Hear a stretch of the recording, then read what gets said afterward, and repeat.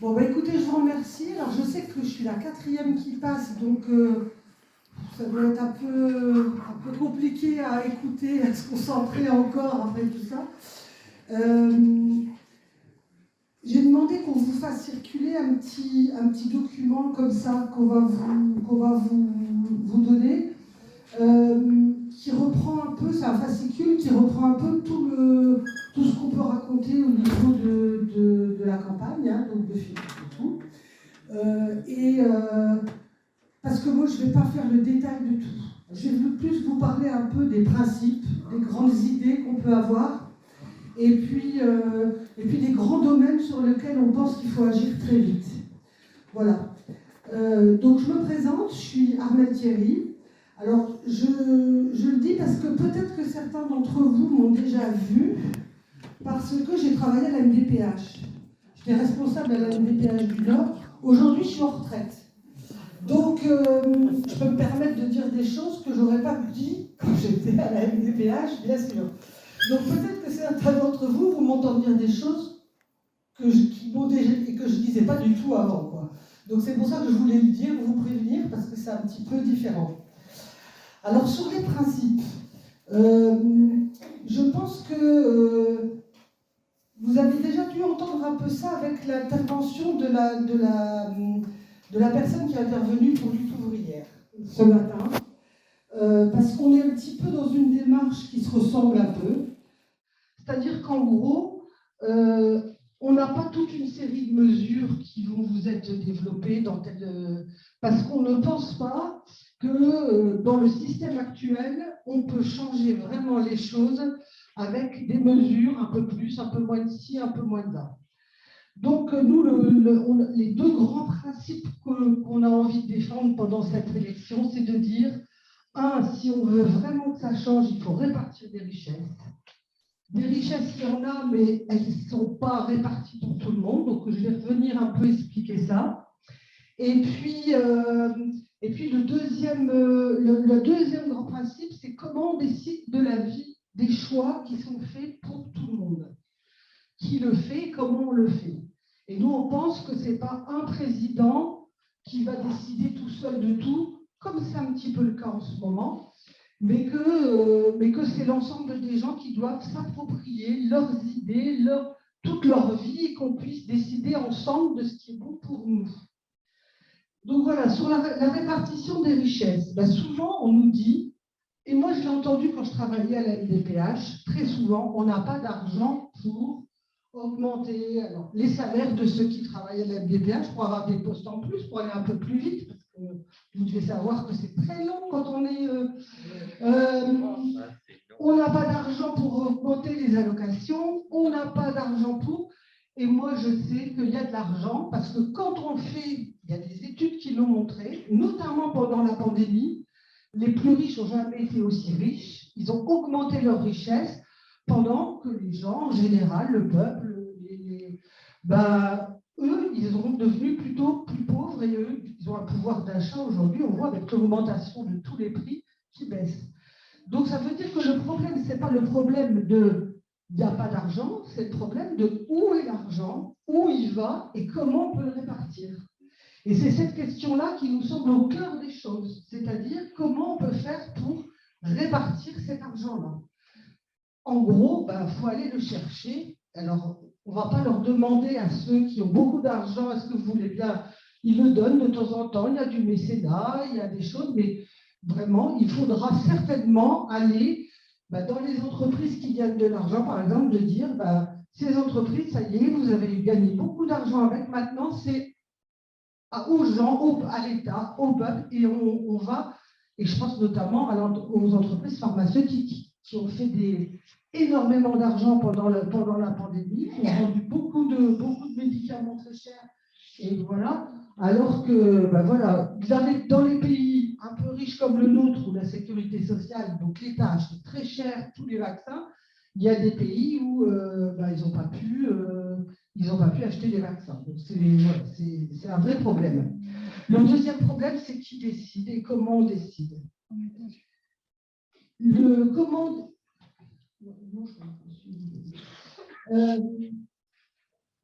Souvent on entend les candidats à l'élection présidentielle qui disent quand je serai élu, je ferai. Tout le monde, hein, c'est la rencontre des gens avec un homme ou une femme. Quand je serai présidente ou quand je serai présidente, je ferai. Nous, on pense que ce n'est pas une personne qui sait et qui peut, même si elle est élue, sur un programme dont on sait que bien souvent il n'est pas respecté, c'est plus des promesses, mais voilà. Mais c'est de dire, la question c'est comment chacun peut participer aux décisions qui concernent la vie de tous. Voilà la question qui est importante.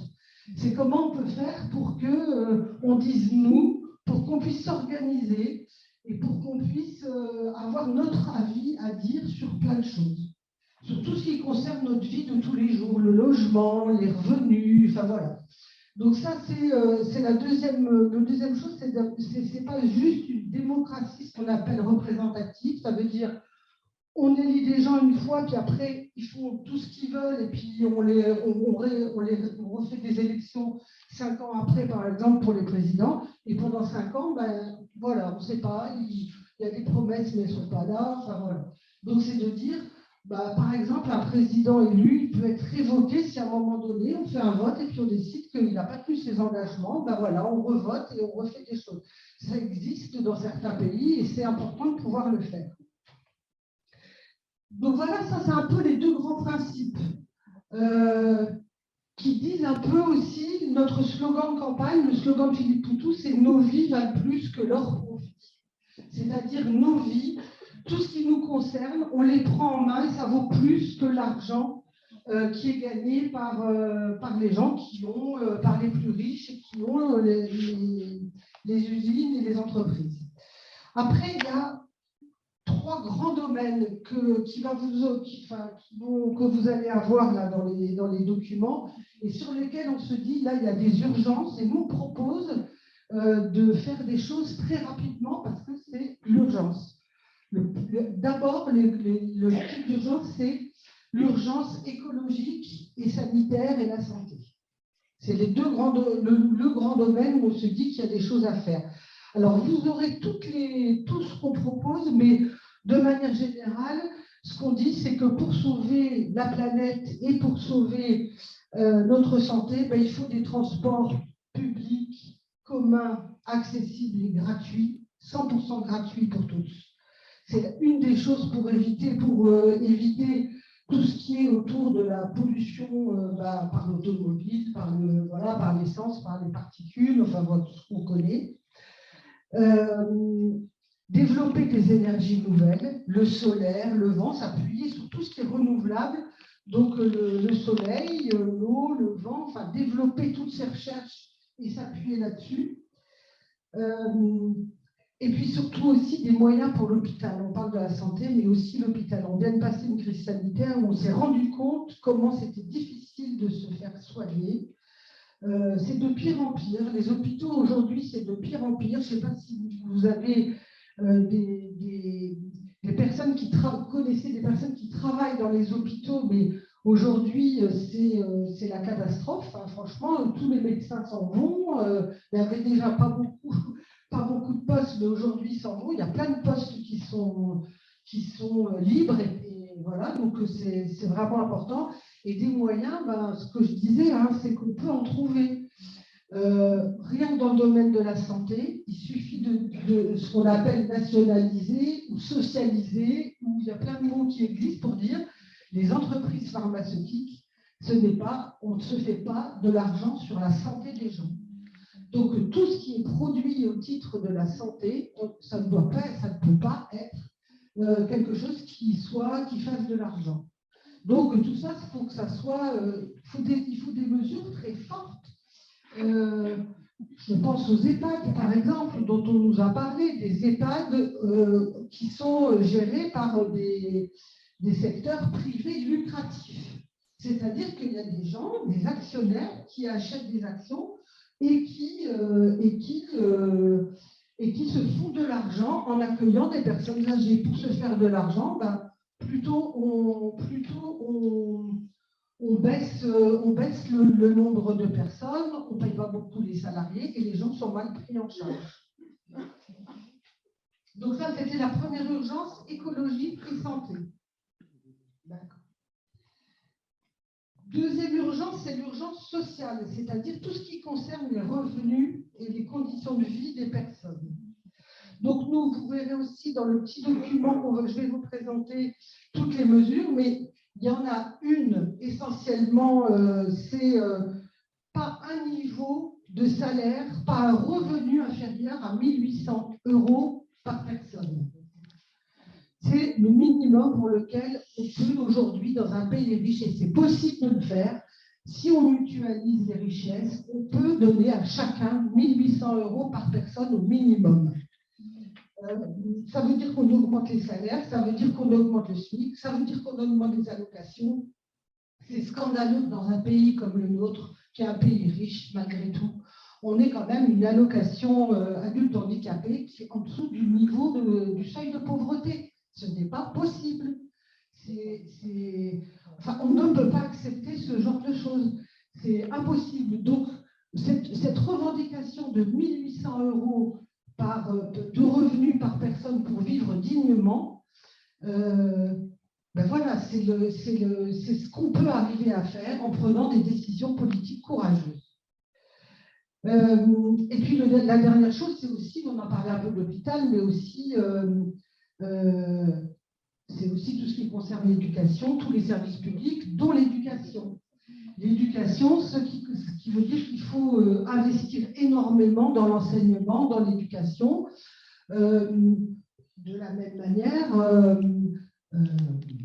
moi j'ai vu quand je travaillais à la DPH quand même la difficulté pour les familles d'intégrer des enfants dans les écoles et que les AVS et que les auxiliaires, c'est des gens qui sont trop peu nombreux, trop peu payés, trop peu formés, et que quand on ose mettre en place des emplois de ce type-là, ça veut dire qu'on ne considère pas que c'est une priorité. Et donc, je pense que l'école pour tous, c'est vraiment quelque chose qui est très important.